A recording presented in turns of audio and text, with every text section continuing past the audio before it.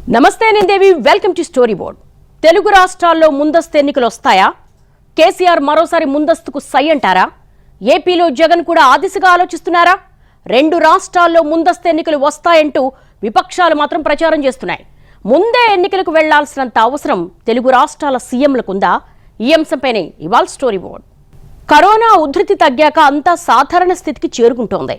అన్ని రంగాలతో పాటు రాజకీయాలు కూడా వాడివేడిగా సాగుతున్నాయి. తెలుగు రాష్ట్రాల్లో పొలిటికల్ హీట్ బాగా పెరిగిపోయింది.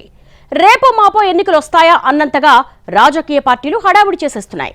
ఏపీ తెలంగాణలో అధికార పార్టీలు ముందస్తు దిశగా పయనిస్తున్నాయా? విపక్ష నేతలు చేస్తున్న ప్రచారంలో నిజమెంత? ఏపీలో పొత్తులపై పొలిటికల్ హీట్. ఎవరు ఎవరితో కలుస్తారు అనేది హాట్ టాపిక్. తెలంగాణలో ప్రతిపక్షాల ముందస్తు రాగం. కేసీఆర్ కరాఖండిగా చెప్పిన ఆగని ప్రచారం. విపక్షాలు కావాలనే ఇలా చేస్తున్నాయా? తెలుగు రాష్ట్రాల్లో రాజకీయాలు హాట్గా సాగుతున్నాయి. అటు ఆంధ్రప్రదేశ్లోనూ ఇటు తెలంగాణలోనూ రాజకీయ వాతావరణం వేడెక్కింది. అన్ని పార్టీలు తమ పాలిటిక్స్ను యాక్టివ్ మోడ్లోకి మార్చేశాయి. ముందస్తు ఎన్నికల ప్రచారాలతో ఈ వాతావరణం మరింత రసవత్తరంగా మారుతోంది. ఏపీలో అయితే ఏకంగా ఎన్నికల ముందు వినిపించే పొత్తుల గురించి ఇప్పుడే చర్చ మొదలైంది. పవన్ కళ్యాణ్ ఆప్షన్స్ ఉన్నాయని చెప్పడంతో ఏపీ పాలిటిక్స్లో ఇది హాట్ టాపిక్గా మారింది. మహానాడు తర్వాత టీడీపీ కూడా తమ బలం పెరిగిందంటూ ప్రచారం చేసుకుంటోంది. ఇక బీజేపీ జాతీయ అధ్యక్షుడు జేపీ నడ్డా ఏపీలో 2 రోజుల పాటు పర్యటించి కమలం పార్టీకి దిశానిర్దేశం చేశారు. ఇవన్నీ కూడా రుతుపవనాల సీజన్లో రాజకీయ మంటల్ని రాజేస్తున్నాయి.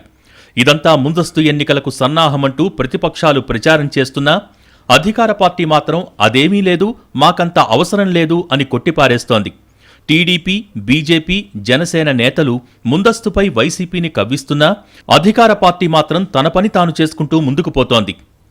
ఇటు తెలంగాణలో సీఎం కేసీఆర్ మరోసారి ముందస్తు ఎన్నికల వ్యూహం అమలు చేస్తున్నారని విపక్ష నేతలు ప్రచారం చేస్తూనే ఉన్నారు. గత ఎన్నికల్లో అనుసరించిన వ్యూహాన్నే కేసీఆర్ ఈసారి కూడా అమలు చేసేందుకు స్కెచ్ వేస్తున్నారని అటు కాంగ్రెస్, ఇటు బీజేపీ నేతలు మాట్లాడుతూనే ఉన్నారు. తెలంగాణలో టీఆర్ఎస్, కాంగ్రెస్, బీజేపీ 3 పార్టీలు మంచి ఊపు మీదున్నాయి. రాష్ట్రానికి సంబంధించిన ప్రతి అంశాన్ని, ఇక్కడ జరిగే ప్రతి ఘటనను తమకు అనుకూలంగా మార్చుకునేందుకు ప్రయత్నిస్తున్నాయి. ధాన్యం కొనుగోళ్ల నుంచి జూబ్లీహిల్స్ అత్యాచారం కేసు వరకు అన్నింటినీ రాజకీయ వస్తువులుగా మార్చేశాయి. తెలంగాణపై తాము ప్రత్యేకంగా ఫోకస్ చేశామని చెప్పేందుకు బీజేపీ అనేక ప్రయత్నాలు చేస్తోంది. బీజేపీ జాతీయ కార్యవర్గ సమావేశాల్ని ఇక్కడే నిర్వహించేందుకు ఏర్పాట్లు చేస్తోంది. జీహెచ్ఎంసీ బీజేపీ కార్పొరేటర్లతో ప్రధాని ప్రత్యేకంగా సమావేశమై రాజకీయ దిశానిర్దేశం చేశారు. తెలంగాణ బీజేపీ అధ్యక్షుడు బండి సంజయ్ పాదయాత్రలు కూడా చేశారు. ఇక కాంగ్రెస్ కూడా ఎక్కడా తగ్గటం లేదు. ఏకంగా రాహుల్ గాంధీతో వరంగల్లో రైతు సంఘర్షణ సభ నిర్వహించారు. రైతుల కోసం డిక్లరేషన్ ప్రకటించి ఆ విధంగా ముందుకు పోతామని ప్రకటించారు. చింతన్ శిబిర్లతో కేడర్ను తిరిగి యాక్టివ్ చేయడంతో పాటు ఎన్నికలకు ఎలా సన్నద్ధం కావాలో హస్తం నేతలు వివరించి చెబుతున్నారు. తెలంగాణ సీఎం కేసీఆర్ జాతీయ అజెండా పేరుతో దేశవ్యాప్తంగా పర్యటిస్తున్నారు. కీలక నేతలతో భేటీ అవుతూ మంతనాలు జరుపుతున్నారు. 2-3 నెలల్లో జాతీయ రాజకీయాలకు సంబంధించి కీలక ప్రకటన ఉంటుందంటూ హింట్ కూడా ఇచ్చారు. దీంతో ఆయన జాతీయ రాజకీయాల్లో ఎలాంటి పాత్ర పోషిస్తారు అనేది సస్పెన్స్గా మారింది. కేసీఆర్ జాతీయ రాజకీయాలపై కాన్సంట్రేట్ చేయటంతో ఆయన మళ్లీ ముందస్తుకు వెళ్తారనే రీతిలో ప్రచారం చేస్తున్నాయి విపక్షాలు. తెలంగాణ ప్రభుత్వం 8 ఏళ్లలో సాధించిన ప్రగతిని టీఆర్ఎస్ దేశవ్యాప్తంగా ప్రచారం చేస్తోంది.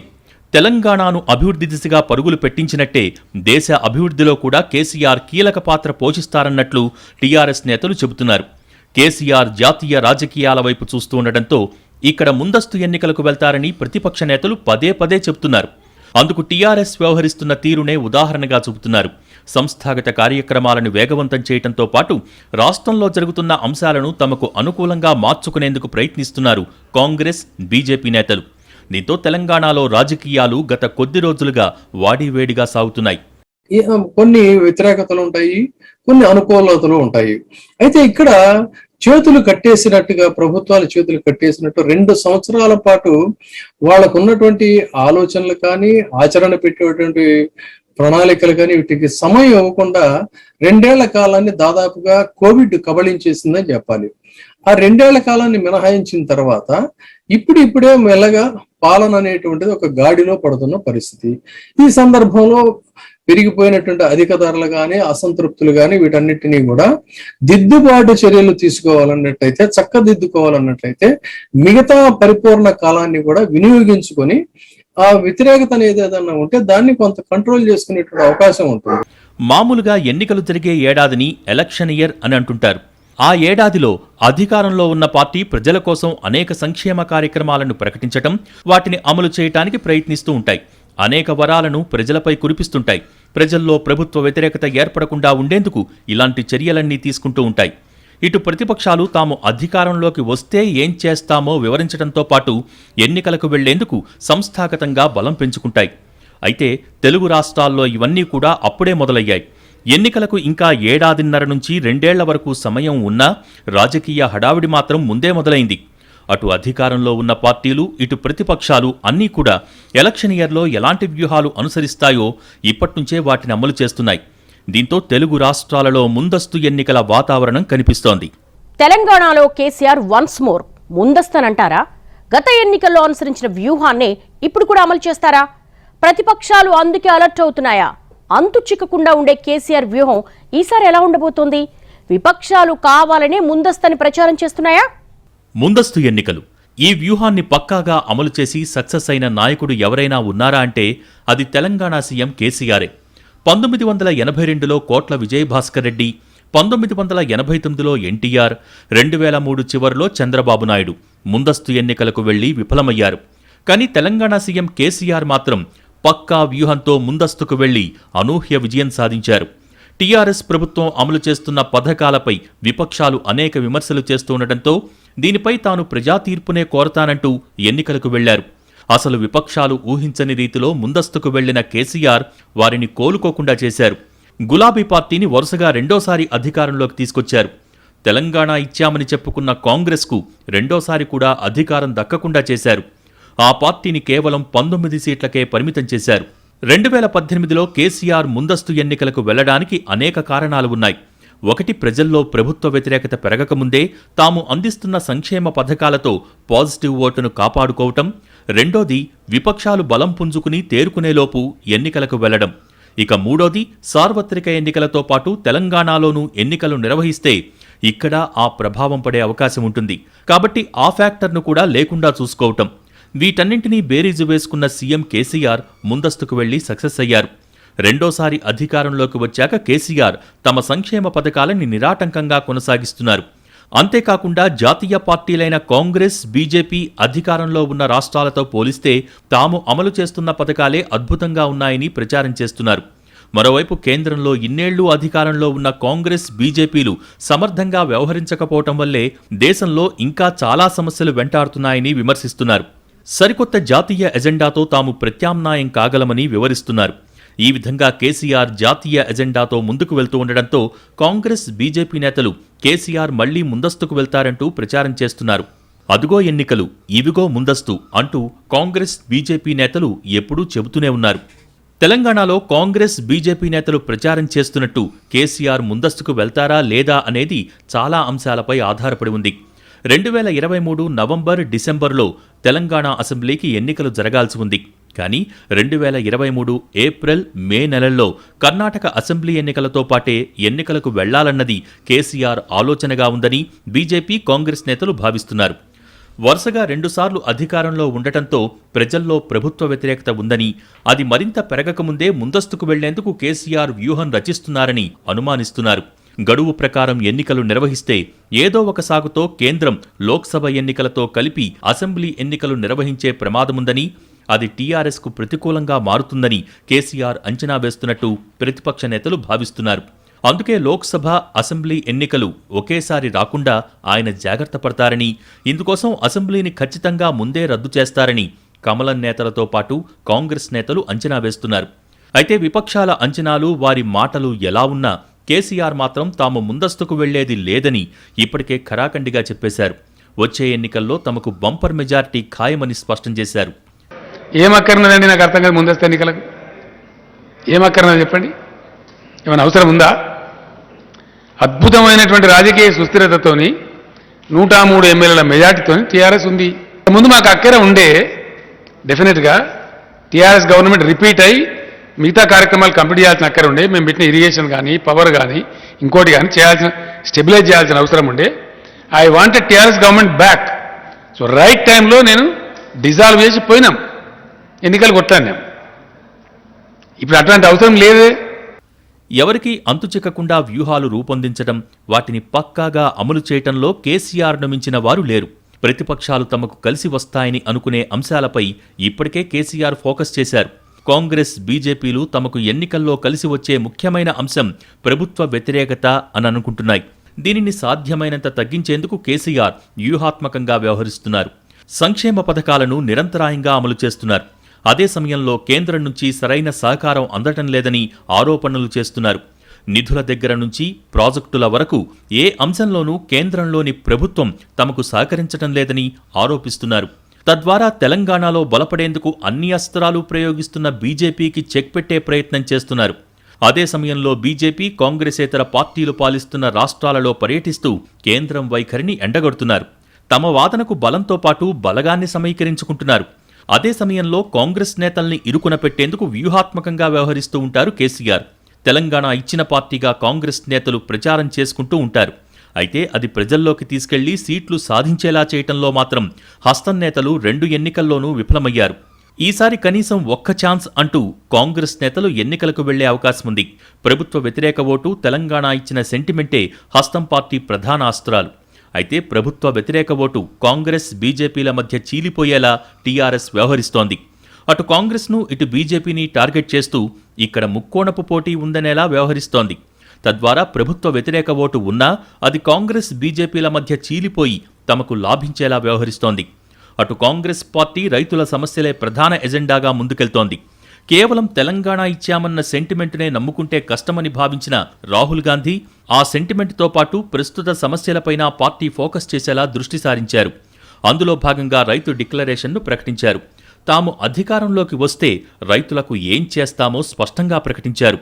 వాటిని ప్రజల్లోకి తీసుకువెళ్లి ఓట్లు అడిగేలా పార్టీ నేతలకు దిశానిర్దేశం చేశారు. ఎన్నికలకు చాలా ముందే ఇలా డిక్లరేషన్ చేసి ఈసారి ముందస్తు వచ్చినా పార్టీ అన్ని రకాలుగా సిద్ధంగా ఉండేలా చేస్తున్నారు రాహుల్ గాంధీ. తరచూ పార్టీ నేతలతో సమావేశమై అంతా ఐకమత్యంగా ఎన్నికల్లో పోరాడేలా సన్నద్ధం చేస్తున్నారు. మరి ఈసారి కాంగ్రెస్ను ఎదుర్కొనేందుకు కేసీఆర్ ఎలాంటి వ్యూహాన్ని అమలు చేస్తారనేది ఆసక్తికరంగా మారింది. ప్రజల్లో తమపై విశ్వాసం ఉన్నంతవరకు ప్రతిపక్షాలు ఎన్ని ఎత్తులు వేసినా అవి సక్సెస్ కావు అనేదానికి బెంగాల్ ఎన్నికలే ఉదాహరణ. అక్కడ బీజేపీ వేయని ఎత్తులేదు, చేయని ఎన్నికల జిమ్మిక్కు లేదు. ఎంత చేసినా మమతా బెనర్జీపై బెంగాల్ ప్రజల్లో ఉన్న అభిమానం ముందు ఆ పావులేమీ పారలేదు. తెలంగాణలో కూడా కేసీఆర్పై ప్రజల్లో అలాంటి అభిమానమే ఉందని టీఆర్ఎస్ నేతలు చెబుతున్నారు. ఎన్నికల వ్యూహాలు రచించటంలోనూ వాటిని అమలు చేసి సక్సెస్ కావటంలోనూ తమ అధినేతకు తిరుగులేదని గులాబీ నేతలు చెబుతున్నారు. విపక్షాలన్నీ కేవలం తమ కేడర్లో జోష్ నింపటం కోసమే ముందస్తు అంటూ ప్రచారం చేస్తున్నాయని విమర్శిస్తున్నారు. ఏపీలో అయితే ముందస్తు ఎన్నికల హడావుడి ఒక అడుగు ముందే ఉంది. ఏకంగా పొత్తుల లెక్కలు తెర మీదకు వచ్చేస్తున్నాయి. ఎవరితో కలుస్తారో అనేది హాట్ టాపిక్ గా మారింది. అధికార వైసీపీ మాత్రం సింగిల్ గానే బరిలోకి దిగుతామంటూ స్పష్టం చేస్తోంది. గడప గడపకు ప్రోగ్రాంతో వైసీపీని ప్రజాక్షేత్రంలోకి దించారు జగన్. ఇక పొత్తులు పెట్టుకుని బరిలో దిగుతారా లేక ఒంటరిగా పోటీ చేస్తారా అనేది టీడీపీ, జనసేన, బీజేపీ తేల్చుకోవాల్సింది. ఆంధ్రప్రదేశ్లోనూ ముందస్తు జపం చేస్తున్నాయి ప్రతిపక్షాలు. సీఎం జగన్మోహన్ రెడ్డి ముందస్తు ఎన్నికలకు వెళ్లడం ఖాయమన్నట్టు మాట్లాడుతున్నారు టీడీపీ నేతలు. జగన్ పాలనపై ప్రజల్లో వ్యతిరేకత పెరిగిందని, దాన్ని కప్పిపుచ్చుకోవటానికి జగన్ ముందస్తు ఎన్నికలకు వెళ్లే యోచనలో ఉన్నారనేది టీడీపీ నేతల వాదన. ఎన్నికలు ఎప్పుడు వచ్చినా తాము సిద్ధంగా ఉన్నామని చెప్పే ప్రయత్నం చేస్తున్నారు చంద్రబాబు నాయుడు. అటు బీజేపీ కూడా ఏపీలో బలం పెంచుకోవాలని చూస్తోంది. ఆ పార్టీ జాతీయ అధ్యక్షుడు జేపీ నడ్డా 2 రోజుల పాటు రాష్ట్రంలో పర్యటించారు. కమలం శ్రేణులకు దిశానిర్దేశం చేశారు. గత ఎన్నికల్లో బీజేపీకి ఏపీలో ఒక్క సీటు కూడా రాలేదు. అయినా ఈసారి జనసేనతో కలిసి అధికారంలోకి రావాలని చూస్తోంది. అయితే బీజేపీ మిత్రపక్షమైన జనసేన మాత్రం పొత్తుల ఆప్షన్స్ను తెరపైకి తీసుకొచ్చింది. పవన్ కళ్యాణ్ తమకు 3 ఆప్షన్స్ ఉన్నాయని బహిరంగంగానే ప్రకటించి ఈ చర్చను ప్రారంభించారు. జనసేన సింగిల్గా పోటీ చేస్తుందా, బీజేపీతో కలిసా, లేకపోతే టీడీపీ, బీజేపీలతో కలిసి బరిలోకి దిగుతుందా అనే ఆప్షన్స్ తమ ముందు ఉన్నాయని పవన్ ప్రకటించారు. ప్రభుత్వ వ్యతిరేక ఓటు చీలకుండా ఉండేందుకు తాను ప్రయత్నిస్తానని, అయితే అందుకోసం తాను తగ్గేది లేదంటూ సిగ్నల్స్ ఇచ్చారు. పరోక్షంగా టీడీపీ ఈసారి తగ్గాలంటూ సంకేతాలిచ్చారు. ఇవన్నీ కూడా ముందస్తు ఎన్నికలు వస్తాయనే వాతావరణం కల్పిస్తున్నాయి. టీడీపీ, బీజేపీ, జనసేన వైఖరి ఎలా ఉన్నా అధికార వైసీపీ మాత్రం ఎలక్షన్ మోడ్లోకి వెళ్లిందనే చెప్పాలి. సీఎం జగన్మోహన్ రెడ్డి ముందస్తు ఎన్నికలకు వెళ్లినా వెళ్లకపోయినా పార్టీని, ప్రభుత్వాన్ని మాత్రం ఎన్నికలకు సన్నద్ధం చేస్తున్నారు. ఇన్నాళ్లు మేనిఫెస్టోలో ఇచ్చిన హామీల అమలుపై ఫోకస్ పెట్టిన జగన్ ఇప్పుడు గడప గడపకు కార్యక్రమాన్ని ప్రతిష్టాత్మకంగా తీసుకున్నారు. ఇన్నాళ్లు తాము అమలు చేసిన సంక్షేమం గురించి ప్రజల్లో ప్రచారం చేయడంతో పాటు పార్టీ నేతలు ప్రజల్లో తిరిగేలా ఈ కార్యక్రమాన్ని రూపొందించారు. సీఎం జగన్మోహన్ రెడ్డి స్వయంగా గడప గడపకు కార్యక్రమంపై ఎమ్మెల్యేలు, కోఆర్డినేటర్స్, ఇతర ముఖ్య నేతలకు ఓరియంటేషన్ క్లాస్ తీసుకున్నారంటే దీనిని ఆయన ఎంత సీరియస్గా తీసుకున్నారో అర్థమవుతోంది. వైసీపీ ఇదంతా చేస్తోంది ముందస్తు కోసమే అని విపక్షాలు అంచనా వేస్తున్నాయి. తాము కూడా అందుకు రెడీ అంటూ ఛాలెంజ్ చేస్తున్నాయి. అయితే ముందస్తు ఎన్నికలకు వెళ్లడానికి జగన్ నిర్ణయం తీసుకున్నారా లేదా అన్నది ఎవరికీ తెలీదు. అంత అవసరం ఆయనకు ఉందని వైసీపీ నేతలు భావించటం లేదు. ఎందుకంటే గత ఎన్నికల్లో వైసీపీకి తిరుగులేని మెజార్టీ వచ్చింది. దాదాపు 50% ఓట్లతో 151 సీట్లు సాధించింది. టీడీపీ 39% ఓట్లతో 23 సీట్లు, జనసేన 6.5% ఓట్లతో 1 సీటు సాధించాయి. ఇక బీజేపీకి 1 సీటు కూడా లేదు. స్థానిక ఎన్నికల్లోనూ, ఉప ఎన్నికల్లోనూ విపక్షాలు ఏమాత్రం ప్రభావం చూపించలేకపోయాయి. ఇప్పుడు ప్రతిపక్షాలన్నీ ఏ మేరకు బలపడ్డాయో తెలీదు. అయినా ఏపీలో సంక్షేమం తప్ప అభివృద్ధి లేదనేది విపక్షాల వాదన. సంక్షేమానికి కోట్లు ఖర్చు పెడుతున్న జగన్ అభివృద్ధి చేయటం లేదని విమర్శిస్తున్నాయి విపక్షాలు.